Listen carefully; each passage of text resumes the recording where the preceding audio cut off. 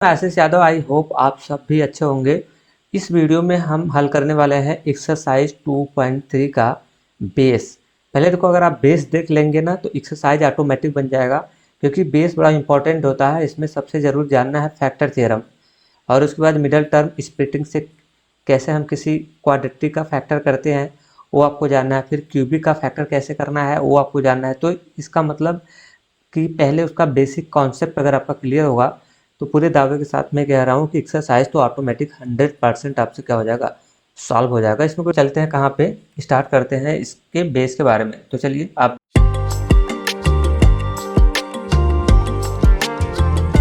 करते हैं एक्सरसाइज 2.3 के बेस को। अब हम पहले इसमें देखेंगे, किसके बारे में जानेंगे कि फैक्टर थ्योरम क्या होता है, what is a factor theorem. चलो पहले फैक्टर थ्योरम ना, उससे पहले हम आपको बताते हैं। देखो फैक्टर थ्योरम समझ में आ जाएगा, है ना। ये जो लिखा हुआ चीज़ है ये भी समझ में आ जाएगा। सबसे पहले मैं आपको फैक्टर के बारे में बताता हूँ एक चीज़, कि फैक्टर क्या होती है। क्योंकि फैक्टर अगर आपको पता हो गया ना किसी संख्या का फैक्टर क्या चीज़ होती है, तो फैक्टर थ्योरम ऑटोमेटिक क्या हो जाएगा, समझ में आ जाएगा। चलो पहले मैं आपको फैक्टर बताता हूँ। देखो जैसे मैंने लिख दिया कि, आपको छोटा सा एग्जांपल दे रहा हूँ। जैसे मैं लिख दिया कि 2, क्या लिखा 2। जो मैं 2 लिखा ना, तो मैं कहूँ कि 2 का फैक्टर बताओ कि फैक्टर इसका क्या क्या होगा फैक्टर। तो 2 जिस जिस संख्या से कटेगी ना वो सारी सारी संख्याएं ही इसकी फैक्टर हो जाएंगी। जैसे 2 किससे कटेगा, 1 से, और 2 किससे कटेगा, 2 से कटेगा, और किसी से कटेगा, और 1 से कटेगा, और किससे कटेगा, 2 से। तो 1 और इसके 2 इसके क्या हो जाएंगे, 2 के निकल के आ जाएंगे क्या, फैक्टर। उसी तरह जैसे मैंने आपको एग्जांपल दे दिया कि जैसे मैंने ले दिया 16, मैं कहूँ आपसे कि 16 के 16 के फैक्टर बताओ क्या क्या होंगे। लेके चल रहा हूँ आपको फैक्टर थ्योरम पे ही। पहले आप फैक्टर समझ लो, फैक्टर से ही बना है फैक्टर थ्योरम, ठीक है। तो 16 जो होगा, 16 होगा, वो किस किस संख्या से कट रही है। तो 16 जिस जिस संख्या से कटेगी, है ना, वो सारी की सारी संख्याएं 16 की क्या हो जाएंगे, फैक्टर हो जाएंगे। तो चलो पहले काट के देखो, किससे कटेगा, 1 से, और देखो किससे कटेगा, 2 से, 3 से नहीं कटेगा, 4 से कटेगा, फिर उसका 5 से नहीं कटेगा, 6 से भी नहीं कटेगा, 7 8 8 से कटेगा, 9 10 11 12 से भी नहीं कटेगा, और सीधे के सीधे किससे कटेगा, 8 हो गया ना, और 15 16 16 से कट जाएगा ये। तो यही जो इसके 1 है, 2 है, 4 है, 8 है और 16 जो आया है ना, ये all numbers is the factor of the 16। ये सारे की सारी संख्याएं जो होंगी वो 16 के क्या हो जाएंगे, फैक्टर हो जाएंगे। और एग्जांपल मैं आपको दे रहा हूँ, टेंशन मत लेना। जैसे मैं आपसे कहूँ कि 12 के फैक्टर बताओ, क्योंकि ये फैक्टर समझ आ गया तो फिर फैक्टर थ्योरम तो ऑटोमेटिक समझ आ जाएगा। मैं कहूँ 12 का फैक्टर बताओ, तो पहले चेक करो कि ये 12 किस किस नंबर से कट रहा है। आप नोटिस करोगे तो जो आपका 12 होगा कौन कौन से नंबर से कट रहा है, अब ध्यान से देखना। ये कटेगा 1, 1 से कटेगा 12 आपका, किससे कटेगा, 1 से कटेगा, 2 से भी कटेगा, और उसके बाद और देखो ध्यान से, और 3 से भी कटेगा, 4 से भी कटेगा, और कटेगा 6 से भी कटेगा, और और कटेगा, खुद से कटेगा, किससे, 12 से कटेगा। तो जितनी भी संख्याएं निकल के आई है ना, 1 2 3 4 5 नहीं, 6 7 8 9 10 10 नहीं है, 11 नहीं है, 12, ये सारे के सारे संख्याएं इसकी क्या हो जाएंगी, फैक्टर हो जाएंगे। ठीक है, इसको हम लोग बोलेंगे कि every number is the factor of the 12। ये सारे की सारे संख्याएं 12 की फैक्टर हो जाएंगे। अब देखो, तो फैक्टर समझ आया। अब इसी से बना हुआ फैक्टर थ्योरम, अब लेके चल रहा हूँ टॉपिक पे। अब देखो, हाँ एक बात इंपॉर्टेंट में एकदम बता रहा हूँ, MIMP करके बात लिखना, बहुत इंपॉर्टेंट बात आपको बता रहा हूँ, ध्यान से देखना। ये कौन सी इंपॉर्टेंट बात बता रहा हूँ इतनी, ये है ना कि जो जो संख्याएं इसके फैक्टर निकल के आए हैं ना, जैसे 1 निकल के आई है, 2 3 4 6 12, ये सारे के सारे 12 के फैक्टर निकल के आए हैं ना। अब इन संख्याओं से अगर 12 को डिवाइड करोगे तो रिमाइंडर हमेशा कितना आएगा, इसका 0 ही आएगा। मैं क्या बताया, जो फैक्टर आए हैं ना उस फैक्टर से इसमें डिवाइड कराओ, उस फैक्टर से इसमें क्या कराओ, डिवाइड कराओ। आप रिजल्ट हमेशा क्या मिलेगा, 0 मिलेगा। चलो दिखा के दिखा रहा हूँ। जैसे इसका फैक्टर 6 आया ना, 6 से 12 में डिवाइड कराओ, 6 2 या कितना होगा, 12, रिमाइंडर कितना मिला, 0। और 1 से डिवाइड कराओ 12 में तो भी आपको मिलेगा, 2 से डिवाइड कराओ 12 में, या अभी 12 से 12 से डिवाइड कराओगे 12 में तो एक बार में जाएगा और कट से रिमाइंडर 0 आ जाएगा। और 2 से डिवाइड कराओ 12 में तो 6 बार जाएगा और 12 आएगा और कैंसिल आएगा, रिमाइंडर कितना पाओगे 0। अब उसी तरह 4 से डिवाइड करा लो 12 में, 4 3 जा 12 और रिमाइंडर कितना आया फिलहाल 0। अब उसी तरह 3 से डिवाइड करा दो 12 में और 6 4 जा कितना 3 4 जा 12, 12 आ जाएगा और इसका रिमाइंडर कितना आएगा 0। तो आपने क्या सीखा, मैं आपको क्या सिखाया यहाँ से, क्या सीखा आपको ये समझ में आया कि अगर कोई संख्या है तो उसको जो जो संख्या कट करती है, अगर कोई नंबर्स है कोई संख्या है उसको जो जो संख्या कट करती है वो सारी संख्या उसके क्या होते हैं, फैक्टर होते हैं। एक बात ये पकड़ में आई। और दूसरी बात ये है कि जो फैक्टर निकल के आता है, जो फैक्टर होता है, अगर उससे उस नंबर में मैं डिवाइड कराऊंगा तो रिमाइंडर क्या मिलेगा 0 मिलेगा। क्या मेरी बात समझ आई? और एक और आपको समझा रहा हूँ ध्यान से, संख्या जैसे 6 है, 6 किससे किससे कटेगा, 1 से कटेगा, 2 से कटेगा, 3 से कटेगा और किससे कटेगा 4 से, तो 5 से नहीं 6 से कटेगा। तो ये जो निकल के आया है ना 1 2 3 और 6, ये फैक्टर हो गए किसके, 6 के। ठीक है, तो फैक्टर समझ आया। अब एक अच्छी बात जो मैंने बताया ना फिर एक बार रिकॉल कर देता हूँ, क्योंकि ये जो बात मेरी ना बहुत ज़रूरी है। बात समझ रहा है, ये मेरी बात जो है ना वो बहुत इंपॉर्टेंट। को क्या समझाना चाह रहा हूँ मैं, आपको समझा रहा हूँ कि कोई संख्या है वो जिस संख्या से कटेगी, जिस जिस संख्या से कटेगी वो सारे संख्या उसके हो जाएंगे फैक्टर। क्लियर? और हाँ एक चीज़ और बता रहा हूँ कि जो फैक्टर आया है ना, इस फैक्टर से अगर उस संख्या में अगर आप डिवाइड कराओगे ना, इस फैक्टर से अगर उस संख्या में डिवाइड कराओगे तो रिमाइंडर हमेशा क्या मिलेगा, 0 मिलेगा। अभी मैं आपको करके दिखा रहा हूँ, ध्यान देखना। जैसे 6 के फैक्टर क्या क्या है, जो 6 है इसके फैक्टर देखो क्या क्या आए हैं 6 के फैक्टर। आप नोटिस करोगे तो 6 के फैक्टर 1 है, 2 है, 3 है, 6 है। अब इस संख्या से उसमें डिवाइड करा के देखो रिमाइंडर 0 आएगा। देखो 6 से में 1 से डिवाइड करा दो 6 में तो कितनी बार जाएगा 6 बार, रिमाइंडर क्या आएगा 0। और 2 से डिवाइड करा के देखो 6 में, 2 3 जा कितना हो जाएगा 6 हो जाएगा, रिमाइंडर क्या पाओगे आप 0 पाओगे। अब उसी तरह 3 से डिवाइड करा के देख लो 6 में, 3 2 जा कितना होगा 6, रिमाइंडर क्या मिलेगा 0। अब उसी तरह 6 से डिवाइड करा के देखो 6 में तो 6 1 जा 6 आएगा और रिमाइंडर क्या आएगा 0। तो मैं आपको दो बात बताया यहाँ से कि अगर कोई नंबर है वो जिस जिस संख्या से कटेगी उसके फैक्टर हो जाएंगे, और जो फैक्टर निकल रहा है ना इस फैक्टर से अगर उस नंबर में लेकर डिवाइड कराओगे तो रिमाइंडर क्या मिलेगा 0 मिलेगा। यही है फैक्टर थ्योरम, और बाकी कुछ में फैक्टर थ्योरम कुछ है नहीं। क्लियर? अब मैं इसको समझाना चाह रहा हूँ, ध्यान से देखना। अभी फैक्टर थ्योरम ये लिखी पढ़ी हुई बात है, थोड़ी सी कम समझ में आ रहा होगा, मैं आपको समझा देता हूँ फिर भी। चलो देखो, जैसे कह रहा है यहाँ से कि पी ए इक्वल्स टू 0, यहाँ पे 0 जो बता रहा है ना, यहाँ पे जो पी ए बता रहा है 0, ये 0 क्या बता रहा है, रिमाइंडर बता रहा है। रिमाइंडर कितना आएगा 0, then x minus a is a factor of the p x. कहना क्या चाह रहा है, कह रहा है कि एक्स माइनस ए एक फैक्टर होगा किसका, पी एक्स का। कब, एक्स माइनस ए एक फैक्टर होगा पी एक्स का कब, जब रिमाइंडर आएगा 0 तब। अभी हम लोग देखे थे ना कि अगर फैक्टर होता है तो 100% है, रिमाइंडर क्या आता है 0 आता ही है। और अगला हिस्सा, अगला इसका उल्टा उल्टा बोल रहा है कि अगर x minus a is a factor, अगर कह रहा है कि एक्स माइनस ए एक फैक्टर है किसका, पी एक्स का, तो पी ए बराबर क्या आएगा 0, मतलब इसका रिमाइंडर तब हमें क्या मिलेगा 0 मिलेगा।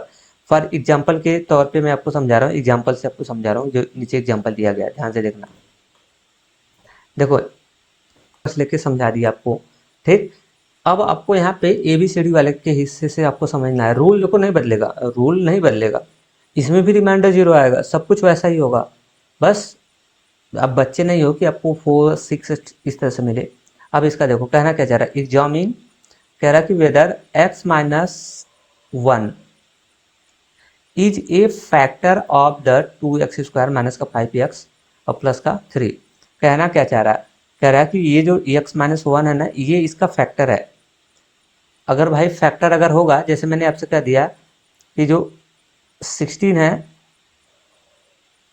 तो 4 जो है वो 16 का फैक्टर है। सही बात है ना, 4 फैक्टर किसका 16 का।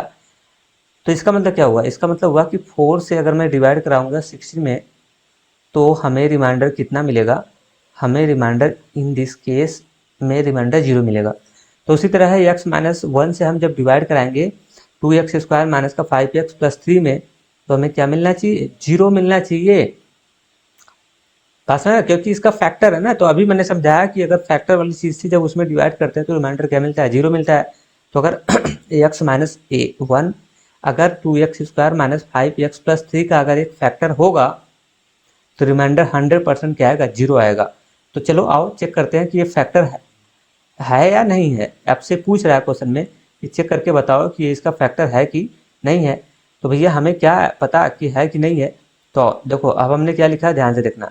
हमने px लिख दिया, ध्यान से देखना। उस क्वेश्चन को हमने px के रूप में लिख दिया, उससे कोई दिक्कत नहीं। px बराबर 2x² माइनस का 5x प्लस का 3 लिख दिया। चलिए अब x माइनस 1 से उसमें डिवाइड कराओ। देखो ठीक है, दो तरीका बता रहा हूँ जिससे इजी लगे उससे आप कर लेना।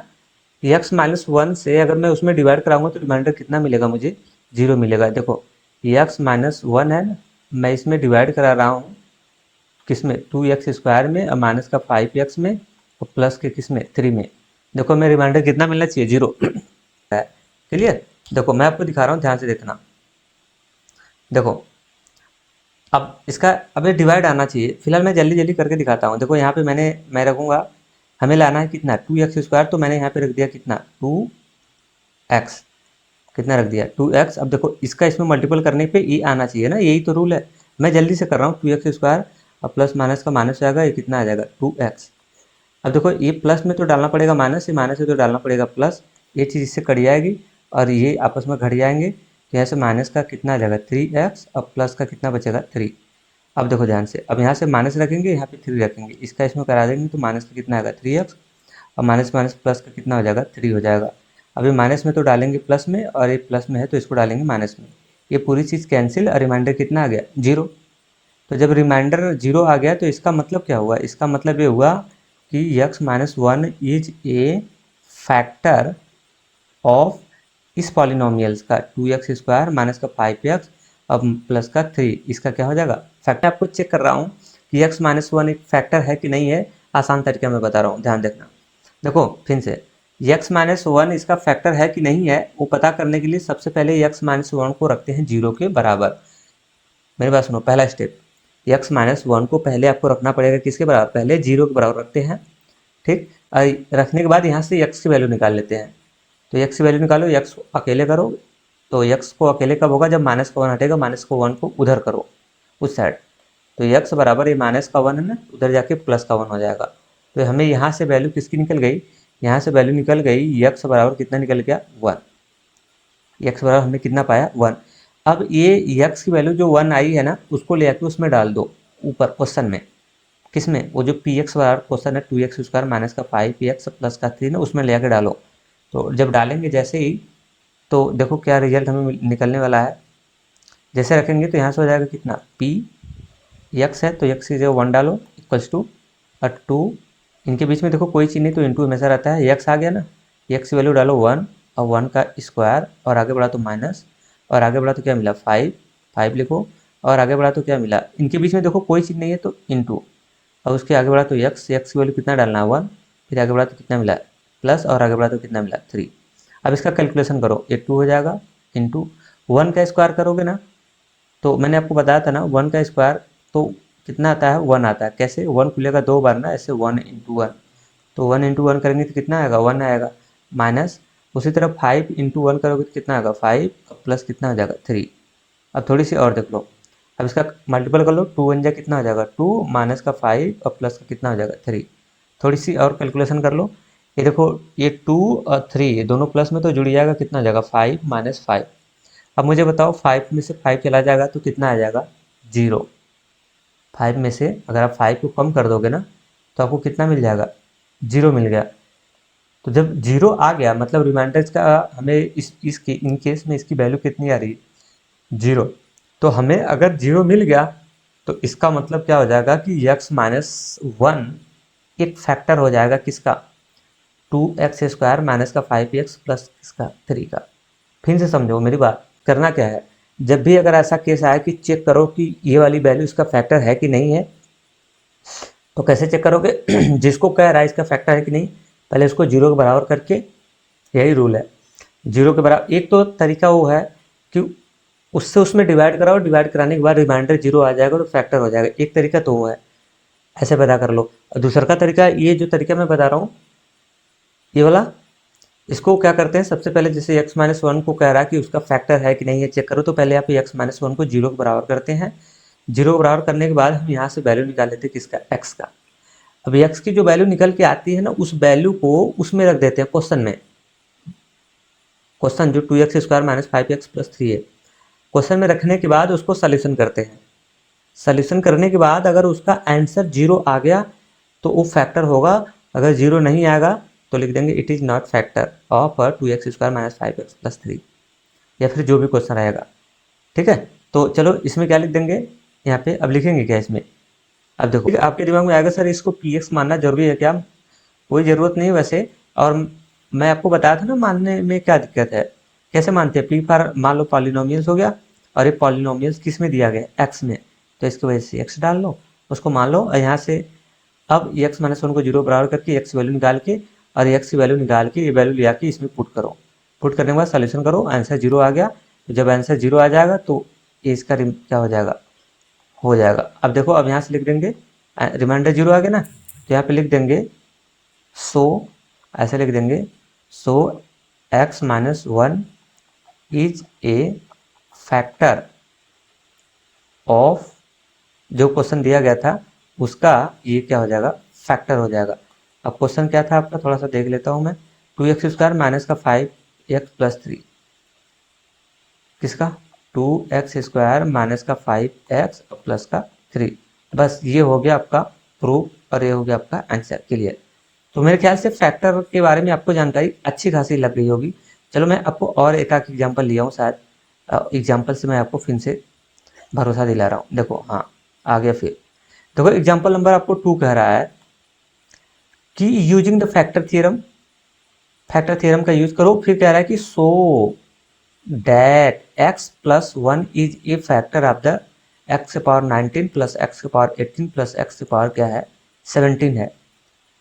फिर से समझो, बार बार मैं बता रहा हूँ, एक चीज़ का आपको बस ध्यान रखना है, वो चीज़ क्या है, ठीक है, बस सुनो, बस एक चीज़ का ध्यान रखना है, वो चीज़ क्या है कि जब भी अगर ऐसा केस आ रहा है, मैंने अभी आपको एग्जांपल लेके समझाया कि फैक्टर का मतलब क्या होता है, मैंने जैसे 16 का फैक्टर बताया 4, तो अगर मैं आपसे पूछूं कि 16 का फैक्टर 4 है कि नहीं है, तो आपको कैसे पता चलेगा, आपको पता करने का यही तरीका है कि 4 से डिवाइड करा दो, किस में, 16 में, 4 से डिवाइड कराओ 16 में, डिवाइड कराने के बाद अगर रिमाइंडर जीरो आ गया तो उसका फैक्टर होगा, अगर रिमाइंडर जीरो नहीं आया तो उसका फैक्टर नहीं होगा। ठीक है, एक तो तरीका ये हो गया, डिवाइड से पता कर लेते हैं, लेकिन यहाँ पे देखो आपको ये जो तरीका मैं बता रहा हूँ, इस वाले तरीके में आसान है। देखो x प्लस वन जो दिया गया है ना, पहले उसको जीरो के बराबर कर लो, जीरो के बराबर करने के बाद वहां से x की वैल्यू निकाल लो, और x की जो वैल्यू आ रहा है उसको लेकर क्वेश्चन में पुट कर दो। ठीक, और क्वेश्चन में पुट करने के बाद जो आंसर आ रहा है, अगर वो आंसर जीरो आ गया तो उसका फैक्टर होगा, अगर आंसर जीरो नहीं आया तो इट इज नॉट फैक्टर, वो फैक्टर नहीं होगा। ये डिवाइड वाले तरीके से जल्दी इससे आंसर आता है, क्योंकि यह है फैक्टर थ्योरम, इससे आंसर जल्दी आ जाता है, डिवाइड कराने से आंसर थोड़ा सा टाइम लगता है, लेकिन फैक्टर थ्योरम, यही फैक्टर थ्योरम है कि उसको जीरो के बराबर कर लो। देखो फैक्टर थ्योरम यही है, पहले इसको मान लो, ये जो क्वेश्चन दिया गया है ना, ये क्वेश्चन को हमने मान लिया पी एक्स के बराबर, पी एक्स बराबर x power 19 plus x power 18 x power 17 plus one. कैसे मैं एक्स के बराबर मान रहा हूँ पता है ना, पी फॉर फैक्ट मान लेते हैं, पॉलिनोमियल्स हो गया, और ये एक्स में दिया तो कर लो। अब देखो नाउ करो यहाँ से, अब ये जो पहले x प्लस वन जो दिया गया ना उसको करो जीरो के बराबर, किससे, फैक्टर थ्योरम का रूल है ये है, और यहाँ से x की वैल्यू निकाल लो। अभी देखो ये वन को उधर भेजो, जिसकी वैल्यू निकालनी होती है ना उसको अकेले करते हैं, तो x वन इधर प्लस में उधर जाएगा तो किस में हो जाएगा, माइनस में हो जाएगा। अब देखो इसका मतलब क्या हुआ कि x की वैल्यू हमें कितना निकल गई, माइनस का वन, जहाँ जहाँ x आपको मिलेगा वहाँ वहाँ आपको डालना पड़ेगा माइनस का वन। तो चलो पुट करना, यहाँ पे लिखो p, अब x की जगह डालो कितना, माइनस का वन, p और x की जगह माइनस का वन डालो, आगे बढ़ो तो इक्वल, आगे बढ़ा तो क्या मिला, x की जगह माइनस का वन रखो, और उसके खोपड़ी पे कितना डालो, 19 19, और आगे बढ़ा तो प्लस मिला, और आगे बढ़ा तो फिर x मिला, अब x की वैल्यू डालो माइनस का 1 और उसके खोपड़ी पे डालो कितना 18 और आगे बढ़ा तो प्लस, अब फिर मिला क्या x की वैल्यू डालो माइनस का 1 और उसके खोपड़ी पे डालो 17, खोपड़ी का मतलब पावर में ठीक है। फिर आगे बढ़ा तो क्या मिला प्लस का 1। अब बस अब इसी का कैलकुलेशन कर लो भाई साहब, आपको आंसर मिल जाएगा। अब कैलकुलेशन कैसे होगा सर ये बताओ। देखो -1 हो चाहे 1 हो, उसके पावर कोई भी संख्या होगी ना उसका वैल्यू हमेशा कितना आता है 1। जैसे कोई मैं आपको इसलिए मैं कहता हूँ ना, मेरा कॉन्सेप्ट देखा करो। देखो 1 के पावर अगर 100 होगा ना तो उसकी वैल्यू कितनी आएगी 1 ही आएगी। 1 के पावर कुछ भी होगा उसकी वैल्यू कितनी आएगी 1। तो देखो -1 की पावर 19 है तो इसकी वैल्यू कितनी आएगी 1। हाँ लेकिन चिन्ह का ध्यान रखना है, अगर ये पावर पावर अगर ऑड होगा तो उसका आंसर माइनस आएगा, अगर वो पावर इवन होगा मतलब इवन होगा तो उसका आंसर किस में आएगा प्लस में आएगा। बताओ 19 जो है वो ऑड नंबर है, इसकी वजह से इसका आंसर आएगा माइनस का 1। आगे बढ़ा तो क्या मिला प्लस। अब आगे बढ़ जाओ फिर 1 की पावर -1 की पावर 18 है तो पहले इसका आंसर तो कितना आएगा 1 आएगा। अब बात रही चिन्ह की, तो ये 19 कैसा है 19 अरे 18 आपका इवन नंबर है इसलिए इसका रिजल्ट प्लस में आएगा। प्लस लिखो या ना लिखो कोई दिक्कत नहीं। आगे बढ़ा तो क्या मिला प्लस, आगे बढ़ा तो क्या मिला प्लस। अब देखो 1 के पावर 17 है 17 है ना तो इसका वैल्यू तो 1 आएगा। लेकिन लेकिन एक काम, अगर ये पावर ऑड होगा तो रिजल्ट किस में चला जाएगा माइनस में। तो भैया इस समय ये पावर 17 ऑड है तो इसकी वजह से इसका जो आंसर आएगा वो माइनस का बनाएगा। अब देखो तो ये प्लस और माइनस दोनों एक साथ आ गए, प्लस माइनस दोनों एक साथ आ गए, तो जब प्लस और माइनस एक साथ आते हैं तो उसका रिजल्ट किस में चला जाता है माइनस में। मैंने आपको सिखाया था ना कि अगर प्लस इंटू माइनस अगर करोगे तो रिजल्ट किस में जाएगा माइनस में। तो यहीं पे पहले प्लस था फिर उसके बाद माइनस था तो दोनों एक साथ आ गए प्लस माइनस, तो रिजल्ट किस में चला जाएगा माइनस में। तो मैंने थोड़ा स्मार्टली काम कर दिया, दोनों काम एक ही साथ कर दिया। फिर और आगे बढ़ा तो प्लस और आगे बढ़ा तो कितना मिला 1 मिला। अब थोड़ी सी कैलकुलेशन कर लो बस भाई आंसर आ जाएगा आपका। देखो अब थोड़ा कैलकुलेशन करके दिखाता हूँ आपको, ध्यान देखना। अब बताओ ये माइनस का 1 है प्लस का 1 है तो इससे कट जाएगा, ये चीज़ इससे कट के कितना आ जाएगा इससे कट के 0 आ जाएगा। और ये माइनस का 1 है प्लस का 1 है ये भी कट के कितना आएगा ये भी 0 आएगा। 0 में 0 ऐड करोगे तो कितना आएगा 0 आएगा। और इसका आंसर कितना आ गया 0। तो अभी मैंने बताया ना कि अगर आंसर 0 आएगा तो फैक्टर होगा, अगर आंसर 0 नहीं आएगा तो फैक्टर क्या होगा नहीं होगा। तो अब यहाँ पे लिख देंगे कि अब यहाँ से क्लियरली लिख सकते हैं या फिर हैंस लिख सकते हैं या फिर लिख सकते हैं सो। अब लिख देंगे कि x+1 जो होगा इज ए फैक्टर ऑफ, ये एक फैक्टर हो जाएगा किसका x power 19 plus x power कितना 18 प्लस x पावर कितना 17 प्लस 1 का, इसका एक क्या हो जाएगा फैक्टर हो जाएगा। बस ऐसे लिख देंगे और ये चीज़ हमारी क्या हो जाएगी क्लियर हो जाएगी। आ रहा समझ। अब मुझे बताओ ये आपको आ रहा है स्पष्ट हुआ क्या। ठीक है बस इसमें और कुछ नहीं था, बस इतना ही पार्ट आपको क्या करना था इसमें पढ़ना था, इतना ही पार्ट आपको क्या करना था जानना था। यही है आपका क्या फैक्टर थ्योरम। जाते जाते मैं एक बार आपको फिर से बता देता हूँ, फैक्टर थ्योरम बहुत आसान है, फैक्टर थ्योरम बहुत इजी है। अब क्या कर लो फैक्टर अगर चेक करना है उसका फैक्टर है कि नहीं है, जैसे मैंने एग्जांपल बताया कि 16 का फैक्टर 4 है कि नहीं है, 4 से डिवाइड करो 16 में रिमाइंडर अगर 0 आ गया तो उसका हो जाएगा फैक्टर। अगर रिमाइंडर 0 नहीं आ रहा तो इसका फैक्टर नहीं होगा। ठीक है तो यहाँ पे ABCD वाला ये सब जब पॉलिनोमियल्स की बात आती है तो हम जिसको कह रहा है कि इसका फैक्टर है कि नहीं, पहले हम उसको पहले हम उसको 0 के बराबर मान के वहाँ से x की वैल्यू निकाल लेते हैं। x की वैल्यू निकालने के बाद इस वैल्यू को ले जाके उस पॉलिनोमियल्स में पुट करते हैं, पुट करने के बाद उसका सोल्यूशन करते हैं, सोल्यूशन करने के बाद अगर रियल उसका आंसर 0 आ गया तो उसका फैक्टर होगा, अगर आंसर 0 नहीं आया तो उसका फैक्टर नहीं होगा। गाइस तो आज के लिए इतना ही। और हाँ अगर वीडियो आपको समझ में आ रहा है तो उसको ज़्यादा से ज़्यादा लोगों के पास शेयर कर लीजिए।